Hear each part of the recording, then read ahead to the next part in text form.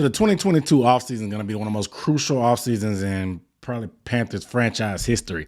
And it may sound like an exaggeration, but that's kind of how desperate it seems. Morale is real low amongst the fans. Matt Rhule is probably going to be on the hot seat, and we have a mess of a situation. So in this video, we're going to talk about the offseason outlook for this team. Just things that are looking about the draft, the cap space, free agency, and things that we can expect going forward, some priorities and areas that we need to address.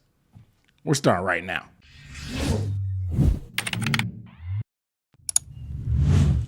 Yo, what's up? It's Aaron Duncan with another Panthers video brought to you by Necessary Bluntness Sports Talk. I start our video by saying, what up, though? Here on Necessary Bluntness, I give recap and analysis of the NFL, in particular the Carolina Panthers. So if you want to see extra videos and extra attention and love to the Carolina Panthers that you really can't get anywhere else, hit the subscribe button down below because this offseason is going to be crazy. Like I said before, I'm dropping film breakdowns. I got draft coverage coming, free agency coverage, any kind of news and updates is coming on because you know the Panthers loves to stay into the headlines these days. So I got to keep you up to date on everything that's going.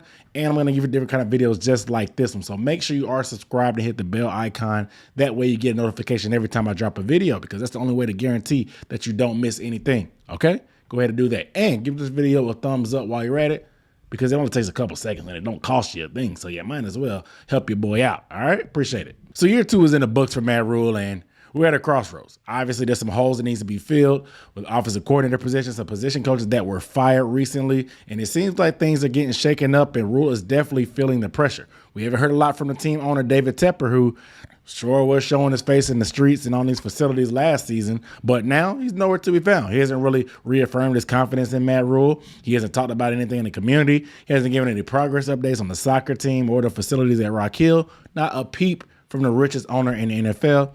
But regardless, when it comes to team priorities, I have 3 that I think Matt Rhule needs to focus on this offseason to make sure that we bounce back and he can secure his job and his future as the Carolina Panthers head coach to see out that full 7-year contract. The first one is to shore up the trenches, particularly on the offensive line. Now, we have to get better, period. We need to find at least 2 quality starters this offseason, particularly, I think, in the inside and the offensive line because the interior pressure it can be deadly for any quarterback. No matter who you have under center, it's hard to avoid interior pressure. Off the edges, you can at least step up and maybe navigate, but when the pressure is right in your face, it's hard to do anything and be effective as a quarterback, so they have to shore up the trenches offensively.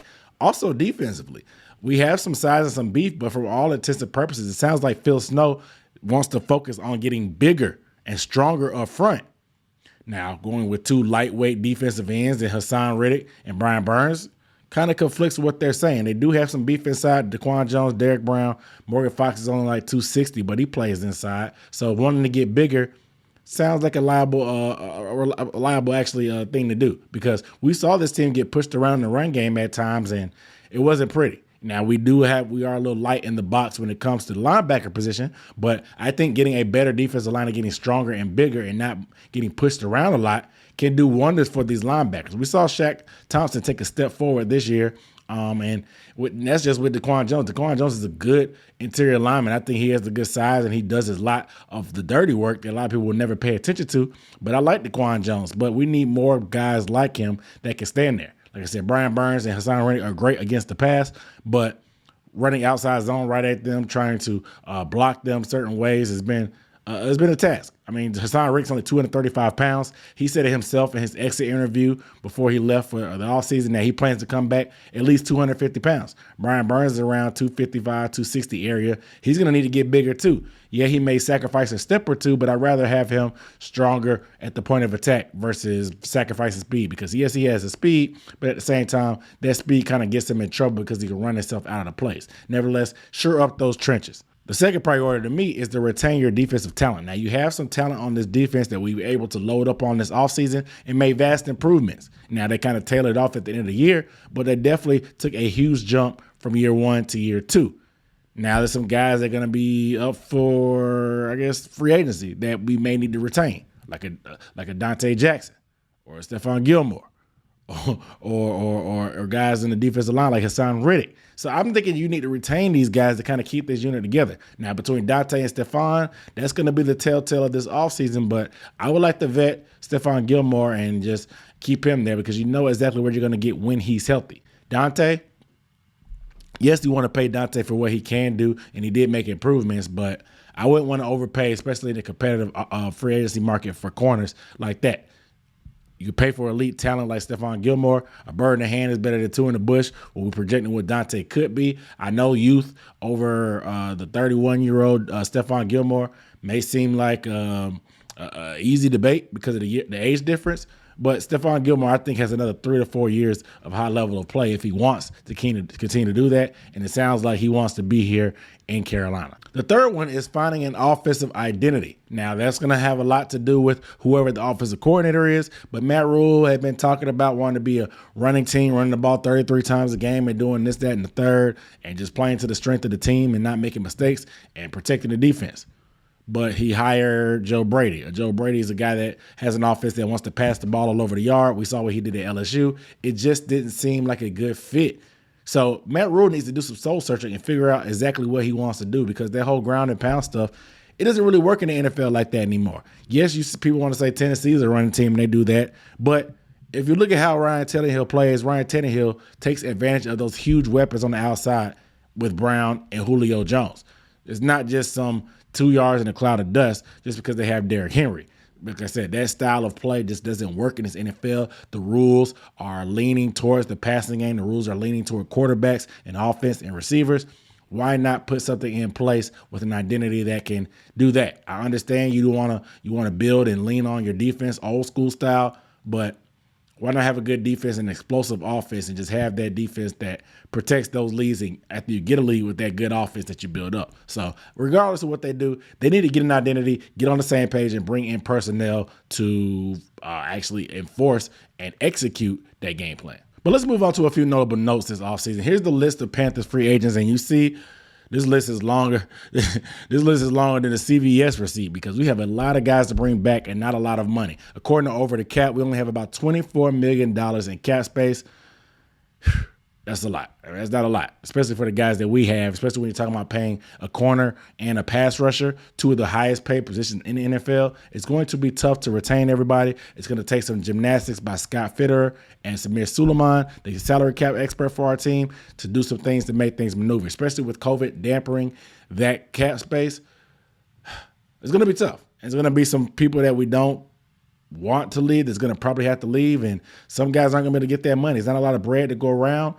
We'll see what these guys can do. If they're really creative with the cap, they can do it. I mean, we see the New Orleans Saints, they're over the cap going into the offseason pretty much every year, but they continue to pay guys like Michael Thomas, Alvin Kamara, Ryan Ramczyk. Marshawn Lattimore is going to get a check soon. So there's things you can do. I don't want to hear it's impossible because other teams are doing it every day. We see the Rams loading up with vet talent and not drafting guys, and they pull it off. So why can't we pull it off? So $24 million doesn't sound like a lot, but we'll see what they can turn water into wine. You know what I'm saying? Make that thing stretch. One of the cheapest ways to upgrade your team is through the draft. But unfortunately, right now, the Panthers only have 6 draft picks because a lot of it has to do with the trades and the picks that we gave up in reference to Sam Darnold. Now, will they do something to try to recoup those picks? Probably will. I mean, they may get a compensatory pick if they lose like a Deshaun or a Donte Jackson in free agency anyway. So they'll get some more picks back, and we saw how much trading Scott Fitterer did last year during the draft. I highly expect them to do a trade back, obviously, from that top 10 without it being, unless somebody extremely great falls into our lap. I think they want to get as many bodies in here to find as many offensive line starters as possible. And with a deep offensive line draft, trading back maybe even a couple picks to recoup another pick or two would be beautiful to me. Would be beautiful because we only have one pick within the top 100, and that's not a way to build a team to find quality starters if that's what you're looking for. Here's a look at position needs for the Carolina Panthers, in my opinion, starting with the interior offensive line. I already talked about the interior leakage that we had between Michael Jordan, Dennis Daly, and Trent Scott playing guard. Is a disaster. I do not want to see Brady Christensen playing guard. I would rather put Brady Christensen at left tackle. If he can't succeed, or if we bring in a rookie that's better than him, okay, move him in the guard, try him out there. But for now, I definitely think interior is the high priority because these guys continue to mess up when it comes to interior stunts, blitzes, and run blocking, and it's really not a pretty sight for any quarterback you're going to put back there, whether you draft a guy like Kenny Pickett or you put Sam Darnold back there or Cam Newton back there again next year. It's not going to be pretty unless you shore up that interior, so do that. Maybe you can roll with Pat Elflein, but it is what it is. The next a position of need, I'm going to say it's quarterback. And I've already mentioned this before that, I mean, it really doesn't matter unless you get the offensive line. But at the same time, you can expect more. There's quarterbacks in the league that have bad offensive lines that do numbers. Joe Burrow is probably second to the Carolina Panthers in quarterback hits. And obviously, they're in the playoffs. They won a playoff game. They're doing numbers. He put up numbers with high-quality receiver and weapons. I'm not saying the Panthers' weapons are as good as the Bengals' weapons, but we definitely have some guys that can make plays, and there's quarterbacks in this league that are thriving under pressure and under poor protection. There's no reason that we can't find a good quarterback that can do the same eventually. Whether it's a vet or a young guy, we need to address the quarterback position. The third position of need is linebacker. Now, Jermaine Carter experiment, it was a failure. It was a complete failure. They traded Denzel Perryman, who ended up being a Pro Bowler, and I've talked about it in previous videos. This is probably one of the worst trades that Scott Fitter has made. I know he wasn't vaccinated and he had an injury history. He missed most of camp because of injuries, but he went to Las Vegas, got vaccinated, stayed healthy, and now he's making the Pro Bowl. I mean, it doesn't get worse than that. And you only got a 6th-round pick back for him. That hurts. That hurts because he didn't make it out of training camp. And you paid all this money. You still had to pay him dead money on the cap. That hurt. And Jermaine Carter isn't it. We had to try to play Jeremy Chin, that linebacker the year before that, trying to find something. It's finally time to address the linebacker position. Shaq Thompson took a huge step this year to command as the best player on the defense. In my opinion, this guy was everywhere. You could feel his effects of him being out when he left that Cowboys game and a couple of games he did miss. So we need to put some good running mates with Shaq. We need some more athleticism on the outside that could play some coverage, but we also need some more toughness and speed similar to how Shaq is. We need some hard hitters, some intimidators. So let's go get an athletic outside linebacker from somewhere, maybe one or two. We definitely need to pick up some guys, maybe a vet in free agency, and then a cheap vet at that, and then put a rookie there that can start from day one and give you a good look at certain packages and bring him on slow. I'm confident that Phil Snow can put him in a proper position, whoever that linebacker may be, to succeed. But let's go ahead and get some linebackers so we can be a little bit better against the run. That would definitely help us. Definitely. The next position of need I would probably say is offensive tackle. We stirred up Taylor Moton last year at right tackle. Brady Christensen finally got a shot at the end. Matt Rhule seems to have admitted that he was wrong about waiting to put Brady in there. Brady looked pretty good down the stretch. He went against some tough opponents, including Shaq Barrett. The Bucks twice. One time with Shaq Barrett. The other time Shaq Barrett was hurt. But he faced some good opponents down the stretch. Now, Matt Rhule finally took the training wheels off and let this guy play. He did a pretty solid job. Not perfect, but a pretty solid job. You could tell he looked a lot more comfortable at left tackle than he did at the interior, where they tried to play him at, because he said himself that he had never played guard until he got to the league. But Brady Christensen seems like a guy that's going to be a hard worker, and no matter where you put him, he's going to try to do his best. So I still think that you can address left tackle. If you can upgrade over Brady Christensen, do that. But I still think that interior offensive line is higher on the priority list than tackle, in particular left tackle.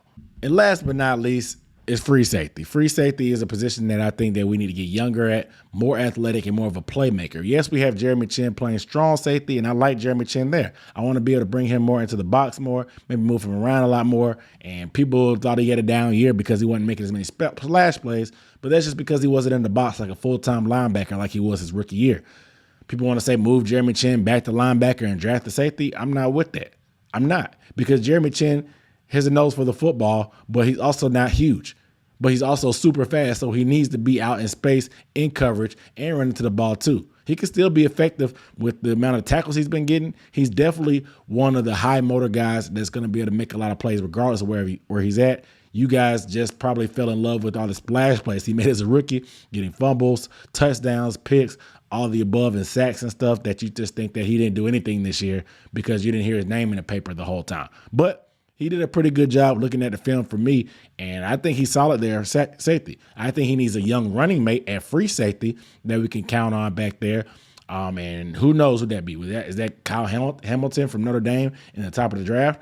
Or do we go to free agency and try to pick somebody up? I don't know, but I do think we should upgrade that and finally address it and get some youth, because we had Trey Boston. We tried the Eric Reed experiment, and we've just been moving on and shuffling these guys in and out. Justin Burris came in, obviously. Kenny Robinson's there, so they may get a chance too. But I definitely think free safety is something that if we can upgrade, I'm open to addressing that too. You guys let me know, what do you think the priorities for the Panthers are and what positions of need do you think? You can go ahead and rank them in the comments too if you want to, and I'll chop it up with you down there. We can discuss it, but let me know down below in the comments how you feel. What are you looking for this offseason? What are your priorities you think the Panthers should emphasize, and what are your expectations, especially for like offensive coordinator and everything else? Let me know down below in the comments, because I'm sure it's going to be entertaining this offseason. But without further ado, I'm Aaron Duncan signing off. I'll see you next time. Peace.